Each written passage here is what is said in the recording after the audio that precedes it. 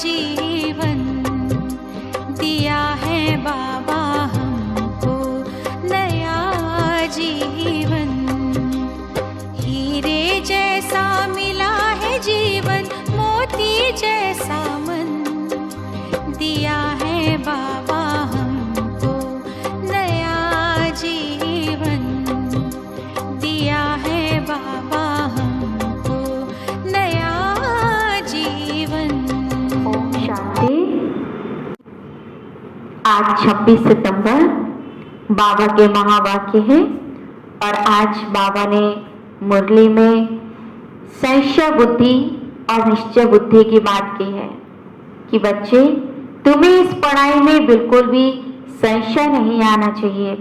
संशय आया मतलब आप अपना ही नुकसान करेंगे, क्योंकि ये पढ़ाई किसी धर्म गुरु या किसी मनुष्य की नहीं है, बल्कि स्वयं पिताओं के भी पिता परम पिता परमात्मा शिव भगवान की ये पढ़ाई है जो रोज हमें आकर के परम धाम से पढ़ाते हैं। तो आइए एकाग्र होकर के हम अपने प्यारे भगवान के आज के महावाक्य सुनते हैं।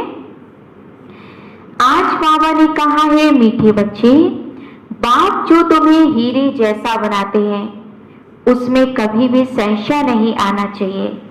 संशय बुद्धि बनना माना अपना नुकसान करना। प्रश्न है, मनुष्य से देवता बनने की पढ़ाई में पास होने का मुख्य आधार क्या है? उत्तर है निश्चय। निश्चय बुद्धि बनने का साहस चाहिए। माया इस साहस को तोड़ती है, संशय बुद्धि बना देती है। चलते चलते अगर पढ़ाई में व पढ़ाने वाले सुप्रीम टीचर में संशय आया तो अपना और दूसरों का बहुत नुकसान करते हैं, क्योंकि हमें हमेशा जब यह निश्चय रहेगा कि पढ़ाने वाला हमारा वो जगत नियंता सुप्रीम टीचर बनकर के रोज हमें पढ़ाते हैं परम धाम से आकर के, तभी हम इस ईश्वरीय पढ़ाई में इंटरेस्ट लेंगे। अदरवाइज हमारा इस पढ़ाई में कोई भी इंटरेस्ट नहीं होगा, और अब इंटरेस्ट नहीं होगा तो कहीं से कहीं तक हम अपना परिवर्तन अर्थात सुधार कर ही नहीं सकते हैं। आज की मुरली का गीत है, तू प्यार का सागर है, तेरी एक बूंद के प्यासे हम। ओम शांति। रूहानी बच्चों प्रति शिव बाबा समझा रहे हैं, तुम बच्चे बाप के महिमा करते हो, तू प्यार का सागर है। उन्हें ज्ञान का सागर भी कहा जाता है, जबकि ज्ञान का सागर एक है तो बाकी को कहेंगे अज्ञान, क्योंकि ज्ञान और अज्ञान का ही सारा खेल है। ज्ञान है ही परमपिता परमात्मा के पास। किसी और देवी देवताओं के लिए हमने नहीं कहा कि वो ज्ञान के सागर हैं। हमने उन्हें ये जरूर कहा 16 कला संपूर्ण है, सर्वगुण संपन्न है, परंतु गुणों का सागर अर्थात ज्ञान का सागर और गुणों का भंडारी हम एक परमात्मा शिव को ही कहते हैं। इस ज्ञान से नई दुनिया की स्थापना होती है, ऐसे नहीं कोई नई दुनिया बनाते हैं। दुनिया तो अविनाशी है ही, सिर्फ पुरानी दुनिया को बदल नया बनाते हैं। ऐसे नहीं प्रलय हो जाती है, सारी दुनिया कभी विनाश नहीं होती है। दुनिया है वह बदल कर अभी नई बन रही है, सिर्फ पुरानी दुनिया बदल करके नई बनती है। मनुष्य आत्माएं भी वही होती हैं, सिर्फ उनके संस्कारों का परिवर्तन हो जाता है। बाप ने समझाया है, यह पुराना घर है जिसमें तुम बैठे हो। जानते हो हम नए घर में जाएंगे। ये शरीर भी पुराना घर है आत्मा का, और ये संसार भी पुराना घर है। तो बाबा कहते हैं कि तुम्हारा शरीर भी बदल के अभी तुम्हें नया शरीर मिलेगा, देवताई शरीर, और तुम्हें नई दुनिया भी मिलेगी। जैसे पुरानी दिल्ली है, अब पुरानी दिल्ली मिटनी है, उनके बदले अभी नई बननी है। अब नई कैसे बनती है? पहले तो उसमें रहने वाले भी तो लायक चाहिए ना। अब दुनिया नई हो और रहने वाले पुराने हो तो भी नहीं जचेगा, क्योंकि वो उस दुनिया को भी पुराना बना देंगे। इसलिए बाबा हम सभी को स्वर्ग में ले जाने के लिए पहले हमारे संस्कारों का यहाँ परिवर्तन करते हैं। नई दुनिया में होते हैं सर्वगुण संपन्न। तुम बच्चों को यह एम ऑब्जेक्ट भी है। पाठशाला में एम ऑब्जेक्ट तो रहती है ना। पढ़ाने वाले जानते हैं मैं सर्जन बनूंगा, बैरिस्टर बनूंगा। यहाँ तुम जानते हो हम आए हैं क्या करने? मनुष्य से देवता बनने के लिए। पाठशाला में एम ऑब्जेक्ट बिगड़ तो कोई बैठ ही ना सके। यहाँ की इस ईश्वरीय विश्वविद्यालय की एम ऑब्जेक्ट क्या है? नर से श्री नारायण और नारी से श्री लक्ष्मी के समान बनने के लिए हम यहाँ पर रोज पढ़ते हैं। परंतु यह ऐसी वंडरफुल पाठशाला है जो एम ऑब्जेक्ट समझते हुए, पढ़ते हुए फिर भी पढ़ाई को छोड़ देते हैं। समझते हैं यह रॉन्ग पढ़ाई है, यह एम ऑब्जेक्ट है नहीं। ऐसे कभी हो नहीं सकता। पढ़ाने वाले में भी संशय आ जाता है। उस पढ़ाई में तो पढ़ नहीं सकते हैं, अथवा पैसा नहीं है, हिम्मत नहीं है तो पढ़ना ही छोड़ देते हैं। ऐसे तो नहीं कहेंगे कि बैरिस्ट्री की नॉलेज ही रॉन्ग है, पढ़ाने वाला ही रॉन्ग है, लेकिन वो पढ़ाई क्यों छोड़ देते हैं? बाबा किस पढ़ाई की बात करते हैं? लौकिक पढ़ाई की। क्योंकि हिम्मत नहीं है पढ़ने की, तो इसलिए वो पढ़ाई ही छोड़ देते हैं। पर बाबा कहते हैं यहाँ तो मनुष्यों की बड़ी वंडरफुल बुद्धि है। पढ़ाई में संशय पड़ जाता है तो कह देते हैं यह पढ़ाई रॉन्ग है, भगवान पढ़ाते ही नहीं है, बादशाही कुछ भी नहीं मिलती है, ये सब गपोड़े हैं। तो वैसे ही बाबा ने कहा है कि जो ईश्वरीय पढ़ाई नहीं पढ़ना चाहते हैं या जिनके अंदर यह पढ़ाई पढ़ने और सुनने के बाद धारणा नहीं हो सकती है, तो वो ये कह करके पढ़ाई छोड़ देते हैं कि हम मान ही नहीं सकते हैं कि भगवान आकर के हमें ये रोज पढ़ाई पढ़ा करके हमें विश्व की बादशाही देते हैं। इसलिए बाबा कहते हैं ऐसे भी बहुत बच्चे पढ़ते पढ़ते फिर पढ़ाई ही छोड़ देते हैं। सब पूछेंगे तुम तो कहते थे हमें भगवान पढ़ाते हैं जिससे हम मनुष्य से देवता बनते हैं, फिर क्या हुआ? अगर आज आपका इस ईश्वरीय पढ़ाई में बहुत इंटरेस्ट है और फिर आप इसे बिल्कुल छोड़ दें, तो आपके मित्र संबंधी क्या सोचेंगे कि अरे पहले तो तुम कहते थे कि भगवान पढ़ाते हैं और अब तुम्हें क्या हुआ, अब तुमने क्यों छोड़ दिया? तो एक तरह से हम अपनी ही इंसल्ट कराते हैं। नहीं, ये वह सब गपोड़े थे। कहते हैं यह एम ऑब्जेक्ट हमको समझ में नहीं आती है। कई हैं जो निश्चय से पढ़ते हैं, संशय आने से पढ़ाई छोड़ दी। निश्चय कैसे हुआ? फिर संशय बुद्धि किसने बना दिया? तुम कहेंगे यह अगर पढ़ते तो बहुत ऊंचा पद पा सकते थे। बाबा कहते बिल्कुल छोड़ो नहीं। अगर तुम छोड़ दोगे तो ना तो हमारा नुकसान है, ना ही भगवान का नुकसान है, बल्कि आपका ही नुकसान है। क्योंकि पढ़ाई छोड़ना मतलब अपना ही लॉस करना। चाहे थोड़ा थोड़ा पढ़ते रहो, पर पढ़ते जरूर रहें। बहुत पढ़ते रहते हैं, बैरिस्ट्री पढ़ते पढ़ते आधा पर छोड़ देते हैं। दूसरे तो पढ़कर बैरिस्टर बन जाते हैं, पर जो छोड़ देते हैं वो कुछ भी नहीं बन पाते हैं। कोई पढ़कर पास होते हैं, कोई ना पास हो जाते, फिर कुछ ना कुछ पद कम पा लेते हैं। यह भी तुम्हारा बड़ा इम्तिहान है। तो ये पढ़ाई क्या बनने की है? श्री लक्ष्मी नारायण के राज्य में जाने की ये पढ़ाई है। सोचिए कितना हमें भगवान पर निश्चय बुद्धि होना चाहिए। इसमें बहुत साहस भी फिर होना चाहिए कि दुनिया चाहे कुछ भी कहे, हमें तो ये पढ़ाई रोज पढ़नी है। एक तो निश्चय बुद्धि का साहस चाहिए। माया ऐसी है अभी अभी निश्चय और अभी अभी संशय बना देती है। मान लीजिए चलते चलते किसी ने कह दिया अरे कहाँ तुम वो रोज पढ़ाई पढ़ते हो, कहाँ रोज मुरली सुनते हो, और बस हमने उनकी बातों में आकर के इतने ऊंचा पद पाने वाली पढ़ाई छोड़ दी। तो आते बहुत है पढ़ने के लिए, परंतु कोई डल बुद्धि होते हैं, नंबर पास होते हैं। अखबार में भी लिस्ट निकलती है। यह भी ऐसे हैं, आते बहुत हैं पढ़ने के लिए, कोई अच्छी बुद्धि वाले हैं तो कोई डल बुद्धि वाले भी होते हैं। डल बुद्धि होते होते फिर कोई ना कोई संशय में आकर छोड़ जाते हैं, फिर औरों का भी नुकसान करा देते हैं। अर्थात बाबा कहते बुद्धि खुद की डल है और दोष किसको देते हैं? पढ़ाई को, और पढ़ाने वाले पर दोष लगाते हैं कि हमें समझ में नहीं आता है। संशय बुद्धि विनश्यंती कहा जाता है। वह ऊंचा पद पा नहीं सकते, निश्चय भी है परंतु पूरा पढ़ते नहीं है तो थोड़े ही पास होंगे, क्योंकि बुद्धि कोई काम की नहीं है, धारणा नहीं होती, हम आत्मा है ये भूल जाते हैं। बाप कहते हैं मैं तुम आत्माओं का परम पिता परमात्मा हूँ। तुम जानते हो बाप आए हैं, कोई को बहुत विघ्न पड़ते हैं तो उनको संशय आ जाता है। मान लो वो ये ज्ञान सुन रहे हैं, रोज बाबा की मुरली सुनते हैं, लेकिन चलते चलते उनके सामने परिस्थितियां इतनी आ जाती हैं हर तरफ से, तो वो क्या सोचने लगते हैं, अरे जब से हम ज्ञान में गए हैं, जब से हमने रोज मुरली सुनना शुरू किया है, तब से हमारे सामने विघ्न ही विघ्न आ रहे हैं। तो क्या पढ़ाई को छोड़ देने से विघ्न समाप्त हो जाएंगे?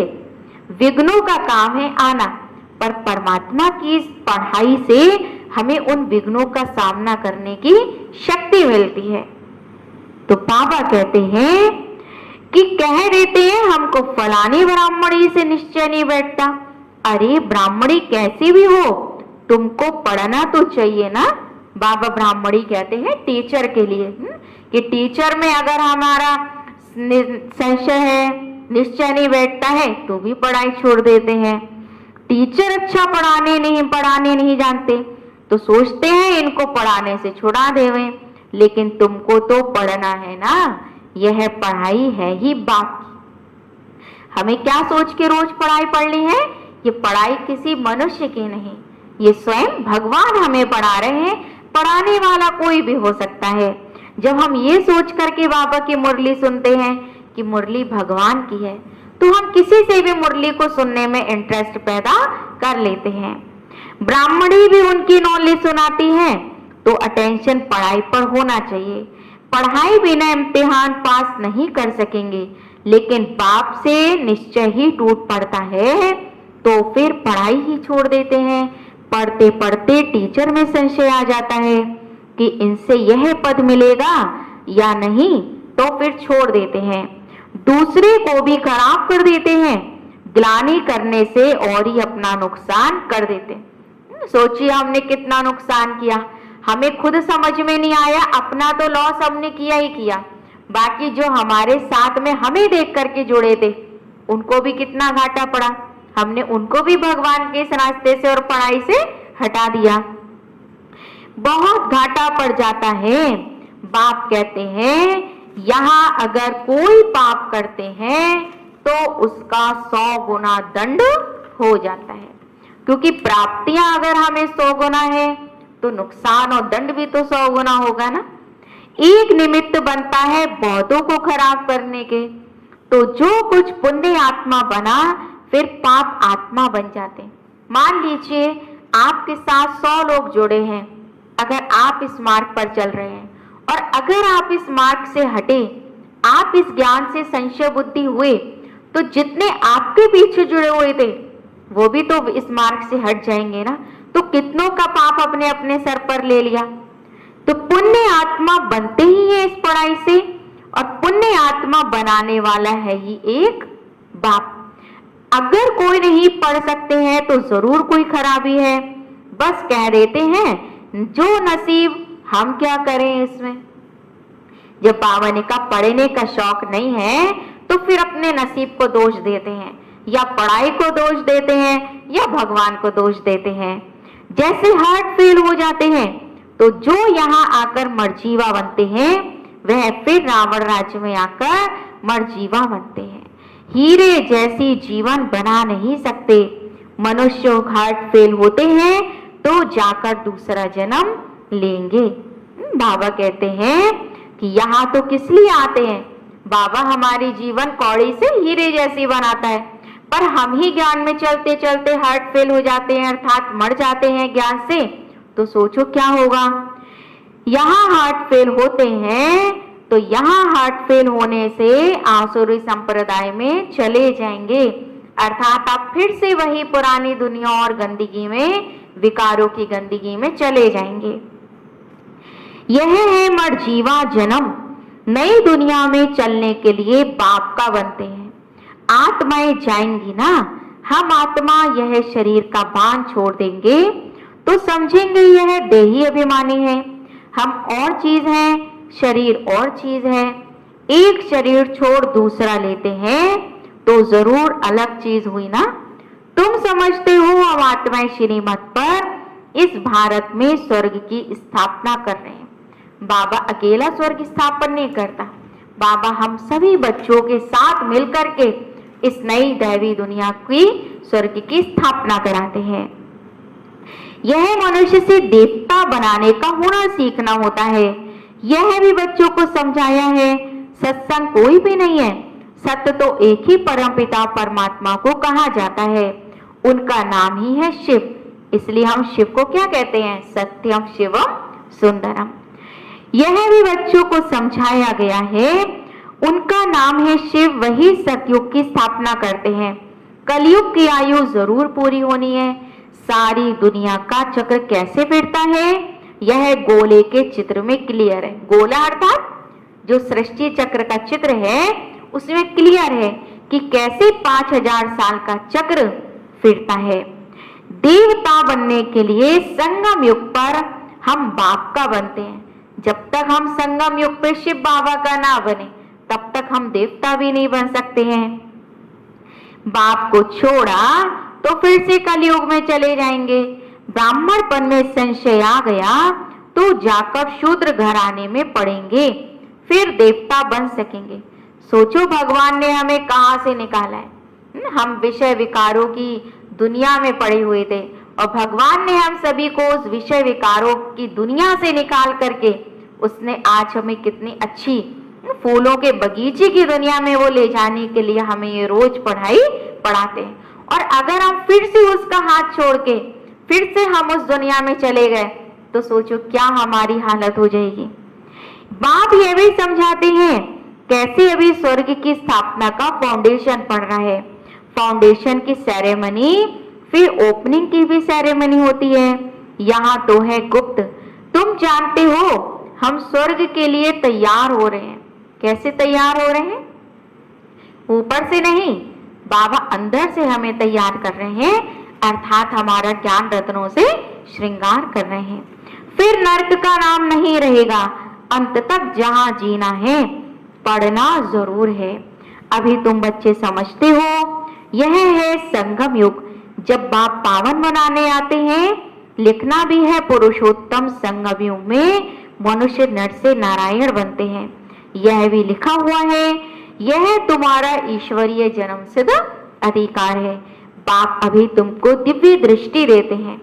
आत्मा जानती है हमारा 84 का चक्र अभी पूरा हुआ है। आत्माओं को बाप एक समझाते हैं।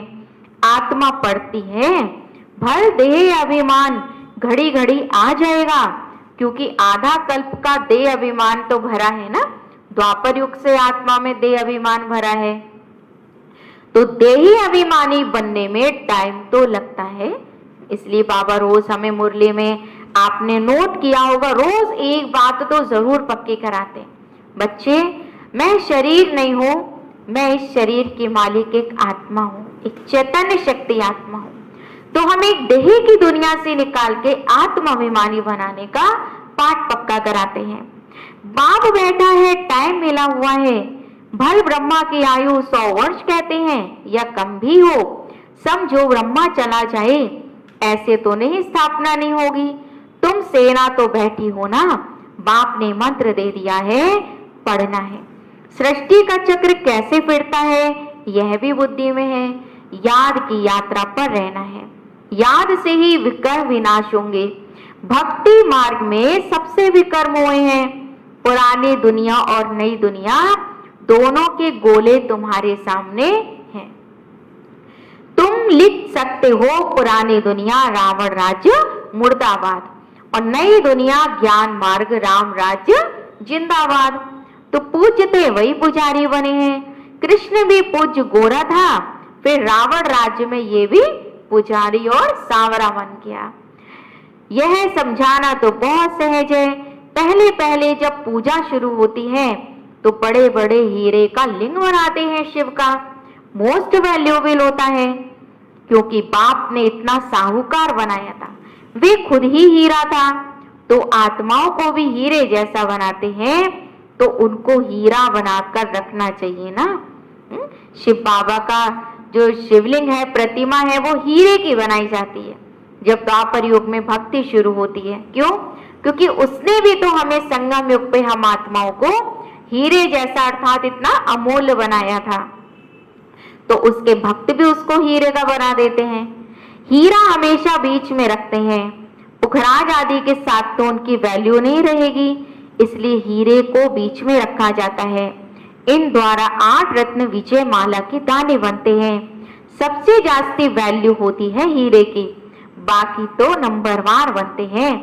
बनाते तो शिव बाबा है ना सबको, इसलिए शिव बाबा अर्थात उस हीरे को बीच में रखा जाता है। ये सब बातें बाप बिगड़ तो कोई तुम्हें समझा ही नहीं सकता है। पढ़ते पढ़ते आश्चर्यवत बाबा बाबा कहती फिर चले जाते हैं। शिव बाबा को बाबा कहते तो उनको फिर कभी छोड़ना तो नहीं चाहिए ना। बाबा बाबा कहते रहेंगे और जब ज्ञान बुद्धि में नहीं बैठेगा या फिर धारणा नहीं कर पाएंगे तो बाबा को छोड़ के चले जाते हैं। फिर कहा जाता है तकदीर। क्या कहेंगे? बाबा कहते तकदीर। किसकी तकदीर में जास्ती नहीं है तो फिर कर्म ही ऐसे करते हैं तो 100 गुणा दंड चढ़ जाता है। पुण्य आत्मा बनने के लिए पुरुषार्थ कर, फिर पाप करने से 100 गुणा पाप हो जाता है। फिर जामड़े, बाबा जामड़े किसे कहते हैं? बौने के बौने रह जाते हैं। बुद्धि को पा नहीं सकते, वृद्धि को पा नहीं सकते। 100 गुणा दंड ऐड होने से अवस्था फिर जोर बढ़ती ही नहीं है। बाप जिससे तुम हीरे जैसा बनते हो उनमें संशय तुम्हें क्यों आना चाहिए? अब हमने एक बार निश्चय कर लिया ये हमारा बाप है, ये हम आत्माओं का बाप है, तो बार बार अगर हम उसमें संशय लाते हैं तो बाबा कहते ये हम 100 गुणा अपने पाप बढ़ाते हैं। कोई भी कारण से बाप को छोड़ा तो कम वक्त ही तो कहेंगे ना। कहाँ भी रहकर बाप को याद करना है तो सजाओं से छूट जाए। यहाँ तुम आते हो पति से पावन बनने। पास्ट के भी कोई ऐसे कर्म किए हुए हैं जो शरीर की भी कर्म भोगना चलती रहती है। ज्ञान तो चलो हमें संगम युग में मिला है, लेकिन कोई ना कोई पास्ट के कर्म हैं वो शरीर की भोगना के द्वारा हम भोगते हैं। लेकिन अगर हम बाबा को याद करते रहे तो वो भोगना भी हमारी कम हो जाती है। अभी तुम तो आधा कल्प के लिए इनसे छूटते हो। अपने को देखना है हम कहाँ तक अपनी उन्नति करते हैं, औरों की सर्विस करते हैं। शिव बाबा के बने हैं तो जो मैसेज हमें मिला है वो हमें औरों को भी देने की सेवा करनी चाहिए। लक्ष्मी नारायण के चित्र पर भी ऊपर में लिख सकते हैं कि यह है विश्व में शांति की राजाई जो पुनः स्थापन हो रही है। यह है एम ऑब्जेक्ट, वहां 100% पवित्रता सुख शांति है। इनके राज्य में दूसरा कोई धर्म होता नहीं है। तो अभी जो इतने धर्म है उनका जरूर विनाश होगा ना। सिर्फ एक सत्य धर्म रह जाता है, आदि सनातन देवी देवता धर्म। समझाने में बड़ी बुद्धि चाहिए, नहीं तो अपनी अवस्था अनुसार ही समझाते हैं। जितना जिसमें ज्ञान होगा उतना ही समझाएगा। चित्रों के आगे बैठ ख्यालात चलाने चाहिए। कौन से चित्र? जो बाबा ने प्रदर्शनी के चित्र बनवाए हैं। समझाने तो मिली हुई है, समझते हैं तो समझाना है, इसलिए बाबा म्यूजियम खुलवाते रहते हैं। गेट वे टू हेवन, यह नाम भी अच्छा है। वह है दिल्ली गेट, इंडिया गेट। और बाबा यहाँ क्या नाम देते हैं कि जो तुम म्यूजियम खोलो आध्यात्मिक चित्र प्रदर्शनी का, उसका तुम नाम क्या दो? गेट वे टू हेवन, अर्थात स्वर्ग जाने का रास्ता। तुम अभी स्वर्ग का गेट खोल रहे हो। भक्ति मार्ग में ऐसा मूंझ जाते हैं जैसे भूल भुलैया में मूंझ जाते हैं। रास्ता किसको मिलता नहीं है, सब अंदर फंस जाते हैं। माया के राज्य में फिर बाप आकर के निकालते हैं। कोई को निकलने की दिल ही नहीं होती है, क्योंकि माया की दुनिया में क्या है, जोर का भभका है, विकारों की दुनिया है, रौनक है, इसलिए इस दुनिया से बाबा कहते निकलना ही नहीं चाहते हैं। और जो ज्ञान का मार्ग है वो बहुत सीधा और सरल है। सब अंदर फंस जाते हैं, कोई को निकलने की दिल नहीं होती, तो बाप भी क्या करेंगे। अब बाबा तो हमें इस दुनिया से निकालते हैं ना कि बच्चे इससे भी खूबसूरत दुनिया वो जन्नत है जिसमें मैं तुम्हें ले जाने की पढ़ाई पढ़ाता हूँ। इसलिए बाप कहते हैं माया कमबख्त भी यहाँ देखो जो पढ़ाई को ही छोड़ देते हैं। इतनी बच्चों को माया आ जाती है और ये पुरानी दुनिया अच्छी लगती है कि ना बाबा अच्छा लगता है और ना उन्हें ये पढ़ाई। संशय बुद्धिवन जन्म जन्मांतर के लिए अपना ही खून कर देते हैं। कितनी बड़ी बात आज बाबा ने की है कि अपना नुकसान किया, बाबा का हाथ छोड़ा, पढ़ाई छोड़ी, माना अपना खून कर दिया। तकदीर बिगड़ती है तो फिर ऐसा ही होता है। फिर जब बिगड़ जाती है तो क्या कहते हैं, फिर भी भगवान को दोष देते हैं। क्या कि भगवान तूने मेरी तकदीर में क्या लिखा। वो ये भूल जाते हैं कि जब उसने हमें संगम युग पर तकदीर बनाने की लकीर खींचने की कलम दी थी तो उस समय हमने वो कलम ही तोड़ करके फेंक दी थी। ग्रहचारी बैठने से गोरा बनने के बदले और ही काले बनते जाते हैं। गुप्त आत्मा पढ़ती है, आत्मा ही शरीर से सब कुछ करती है। आत्मा शरीर बिगड़ तो अब कुछ भी कर नहीं सकती ना। आत्मा समझने की तुम्हें मेहनत करनी पड़ती है। आत्मा निश्चय नहीं कर सकते तो फिर देह अभिमान में आ जाते हैं। ये थी आज की प्यारे बाबा की अनमोल शिक्षाएं।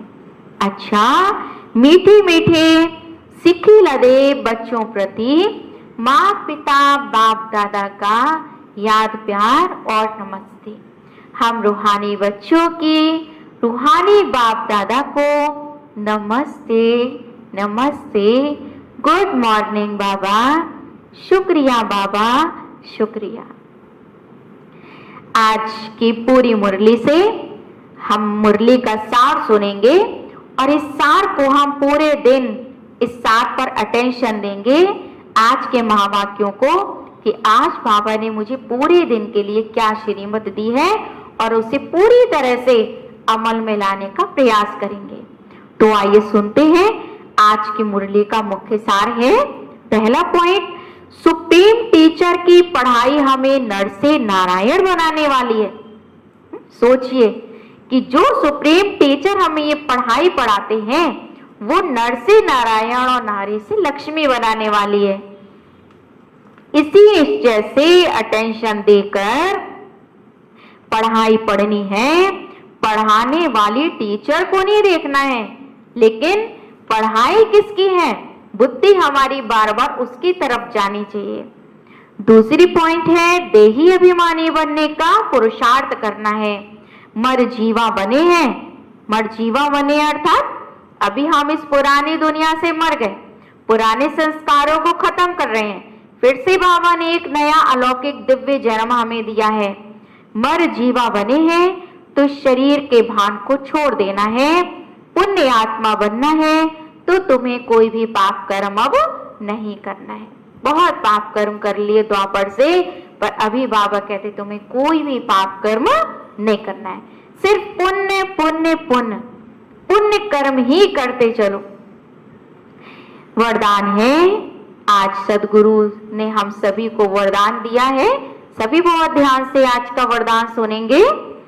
स्वयं स्थिति की सीट पर स्थित रहे, परिस्थितियों पर विजय प्राप्त करने वाले मास्टर रचता भव। एक बार फिर से सुनेंगे। स्वयं स्थिति की सीट पर स्थित रहे, परिस्थितियों पर विजय प्राप्त करने वाले मास्टर रचता भव। आज के वरदान का स्पष्टीकरण है, कोई भी परिस्थिति प्रकृति द्वारा आती है, इसलिए परिस्थिति रचना है और स्वयं स्थिति वाला रचयिता है। मास्टर रचता व मास्टर सर्वशक्तिवान कभी हार नहीं खा सकते, क्योंकि बाबा ने हम सभी को इन परिस्थितियों पर जीत प्राप्त करने के लिए हमें स्व स्थिति क्या दी है? उसने कहा जब तुम अपनी स्व स्थिति में रहोगे कि मैं मास्टर सर्वशक्तिवान हूं, मैं मास्टर रचता हूं, तो तुम कभी भी इन परिस्थितियों से हार नहीं खा सकते हो। असंभव है, अगर कोई अपनी सीट छोड़ते हैं तो हार होती है। सीट छोड़ना अर्थात शक्तिहीन बनना। सीट के आधार पर शक्तियां स्वतः आती है। अगर मैं अपनी सीट पर हूं तो मुझे स्वतः ही शक्तियां मिलती हैं और स्वतः ही पावर आने लगती है। जो सीट से नीचे आ जाते हैं तो उन्हें माया की धूल लग जाती है। बाप दादा के लाडले मर जीवा जन्मधारी ब्राह्मण कभी देह अभिमान की मिट्टी में खेल नहीं सकते। वो बार बार इस देह रूपी मिट्टी में पांव नहीं रख सकते हैं। स्लोगन है, आज बाल मुरली का स्लोगन है, दृढ़ता कड़े संस्कारों को भी मोम की तरह पिघला अर्थात खत्म कर देती है। दृढ़ता कड़े संस्कारों को भी मोम की तरह पिघला देती है। हमारा एक भी संकल्प अगर दृढ़ हो तो उससे हम कड़े से कड़े विकारों पर विजय प्राप्त कर सकते हैं, जिसे कहते हैं विल पावर। अच्छा, ओम शांति। ये थे आज के प्यारे बाबा के मधुर महावाक्य। पूरा दिन आज इन महावाक्यों का आज मंथन करेंगे, चिंतन करेंगे और इसे बुद्धि में रखेंगे और इसे अमल में लाने का पूरा पूरा अभ्यास करेंगे। आज पूरे दिन के लिए सोमान है आप सभी के लिए। मैं मास्टर शांति का सागर हूं। मैं मास्टर शांति का सागर हूं। आज हमें पूरे दिन इसी अनुभव में, इसी सोमान की सीट पर रह करके अपनी स्व स्थिति को बनाना है कि मैं मास्टर शांति का सागर हूं। ओम शांति।